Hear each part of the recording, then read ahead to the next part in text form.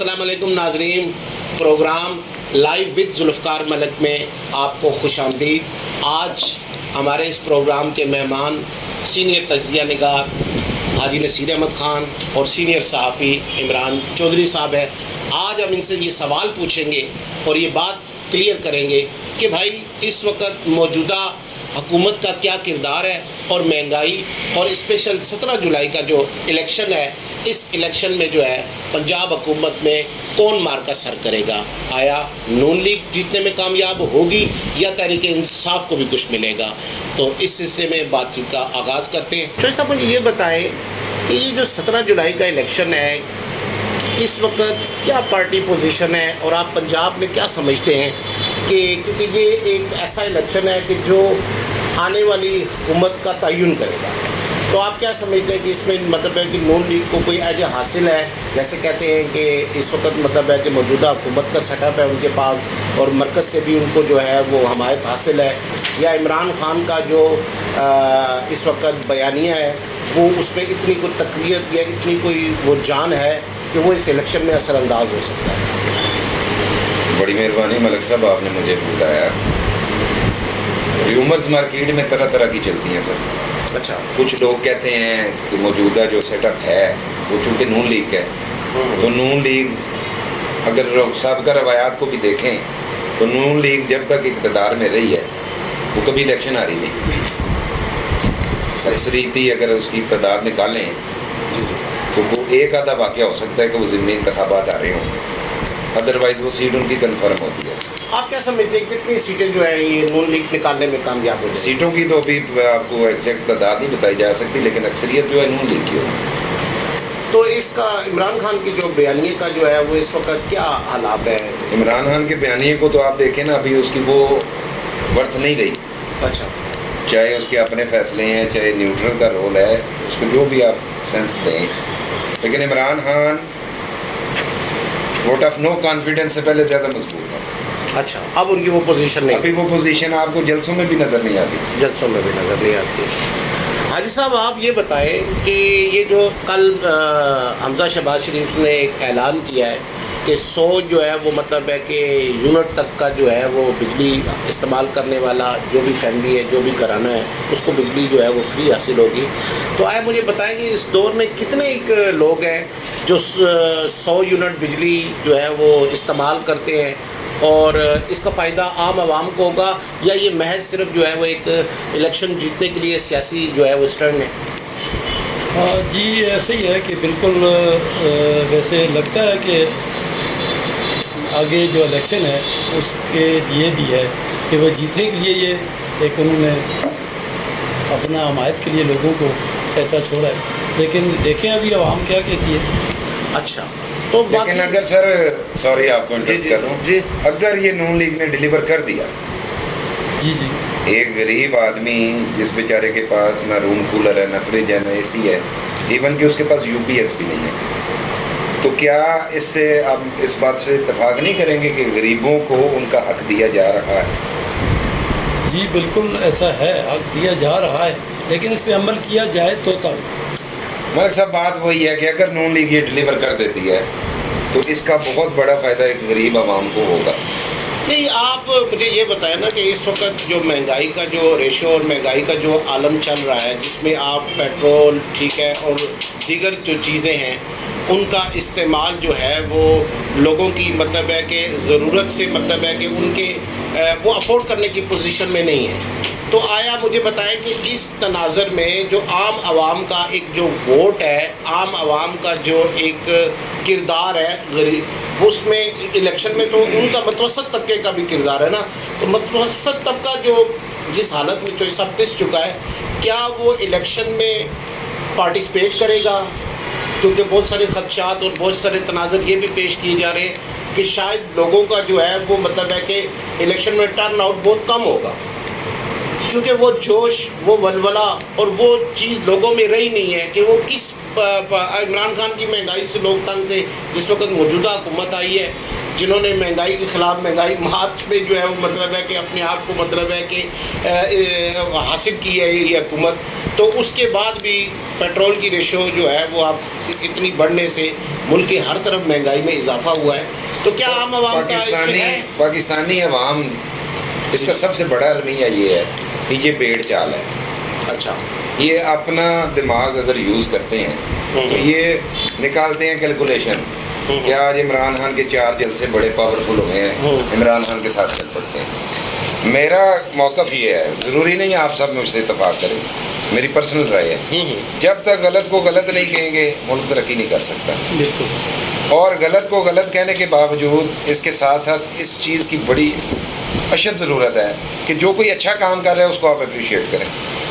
چوہی صاحب، یہ اس وقت جو ملکی صورتحال میں چلے، الیکشن تو ابھی آپ کے سامنے ہی ہے کہ جس وقت عدالتی بھی اس میں کافی ساری مداخلت ہے اور لوگوں کا بھی اس میں کافی سارے معاملات ایسے ہیں کہ وہ تو الیکشن کا تو جو نتیجہ ہے اس کے بارے میں کوئی حتمی رائے قائم نہیں کی جا سکتی، کیونکہ لوگوں کا موڈ کیا سرائیں ہیں، آپ آئیڈیاز کیا لگا کریں سکتے گے. ہیں. لیکن آپ مجھے یہ بتائیں کہ کیا عمران خان، رانا ثناء اللہ نے عمران خان کو ناک آؤٹ کر دیا کہ وہ جس وقت ان کا وہ جو احتجاج ہے، جو کہ انہوں نے اس سے پہلے عمران خان کو ہمیشہ جو ہے وہ بلیک میلنگ میں جو ہے ایک بڑا مطلب ہے کہ کردار جو ہے وہ ملا ہوا تھا کہ میں جو دھرنا دے دوں گا، میں یہ کر دوں گا، میں وہ کر دوں گا، لیکن وہ دھرنا ناکام ہونے کے بعد آپ کیا سمجھتے ہیں کہ عمران خان کے سیاسی غبارے سے ہوا نکل چکی ہے؟ میں سمجھتا ہوں کہ اس میں رانا ثناء اللہ کا کوئی کمال نہیں ہے. اچھا.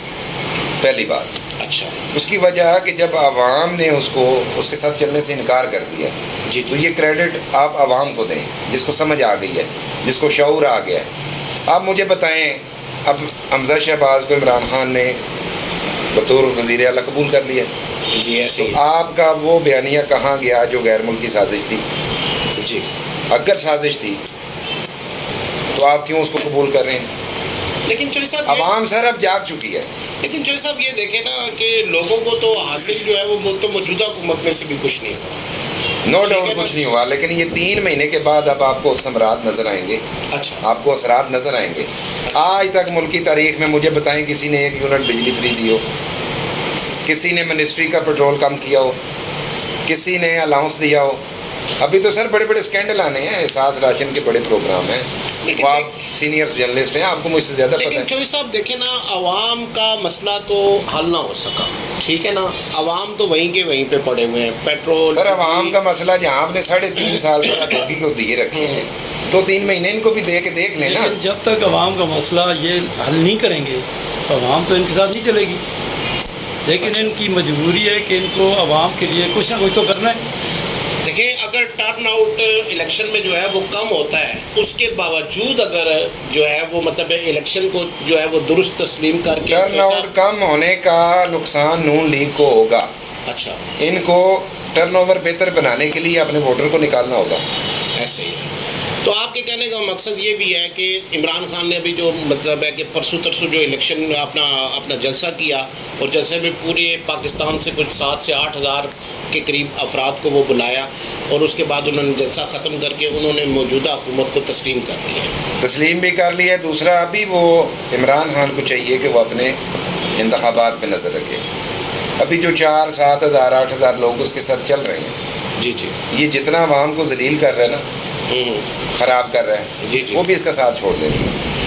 لیکن اب دیکھیں بات یہی بتا رہا ہے. لیکن مختصر بات یہ ہے کہ ہماری موجودہ حکومت جو بھی ہے، جو اس وقت بیٹھے ہوئے ہیں، ان کو بھی چاہیے، پنجاب حکومت کو بھی چاہیے کہ متوسط طبقے کے لیے بھی کوئی ریلیف نکالا جائے، متوسط طبقے کے لیے بھی کوئی ایسا جو ہے وہ پروگرام نکالا جائے. تشہیری مہم پہ جو کروڑوں روپے ضائع کر رہے ہیں، اس کا ڈائریکٹ بینیفٹ غریب عوام کو دے. ہاں، اور دوسری جو تجویز جو ہے آپ بھی عوامی آرائے سے ہمیں سمجھ میں آتی ہے، وہ یہ ہے کہ دیکھیں، جو بھی اس وقت اشرفیہ ہے، ٹھیک ہے نا، جس میں آپ دیکھیں بیوروکریٹس ہیں جو 22 گریڈ کے ہیں، ٹھیک ہے نا، جو 21-20 گریڈ کے لوگ ہیں، جس میں وابڈا کے افسران ہیں، اور بھی مطلب ہے کہ کافی سارے مطلب ہے کہ جو بھی متعدد ادارے ہیں ان کے بھی ریلیف پیکج کو ختم کرنا چاہیے. کیوں کہ ان کے بھی ریلیف پیکج کے ختم نہ ہونے کے سبب عوام کا بوجھ جو ہے وہ مزید بڑھ رہا ہے. ٹھیک ہے، اور اس بارے میں صاحب آپ کیا کہتے ہیں؟ جیسے وابڈا کی مثال کے طور پر آپ دیکھیں نا، افسران کی بجلی فری ہے، ٹھیک ہے، اسی طرح ان کی فیسلٹیز پیٹرول فری ہے. تو جس وقت تک یہ اشرفیہ کی عیاشیاں یا اشرفیہ کے معاملات جو ہیں وہ نہیں ختم ہوں گے تو مجھے بتائیں کہ عوام پہ تو بوجھ بڑھتا چلا جائے گا. بالکل ایسا ہے، لیکن ہمارا جو یہ قانون اور یہ سسٹم یہ پہلے سے چل رہا ہے. ابھی آپ کو اگر یہ ختم کرتے ہیں تو وہ لوگ جو ہے نا وہ کام کس طرح کریں گے؟ پھر ہم ہی نہیں کرتے وہ لوگ. مطلب بیوروکریسی یہ سسٹم ختم ہونے نہیں دے رہی. اور پھر دوسرا یہ ہے کہ ویسے ان کو یہ کرنا چاہیے کم از کم ان کی جو سہولیات اس کو کم کرنا چاہیے. مشکل فیصلے کیا ہر مہینے پیٹرول کی قیمت بڑھانے کا نام مشکل فیصلے؟ ابھی جو معیشت کی بات ہے نا، اکانومی، جی ایک چیز ہے، آپ اپنے گھر کی مثال لے لیں، وہ زیرو پہ چلی گئی ہے. جی. اس کو سٹیبل ہونے کے لیے سر ٹائم چاہیے ہوتا ہے.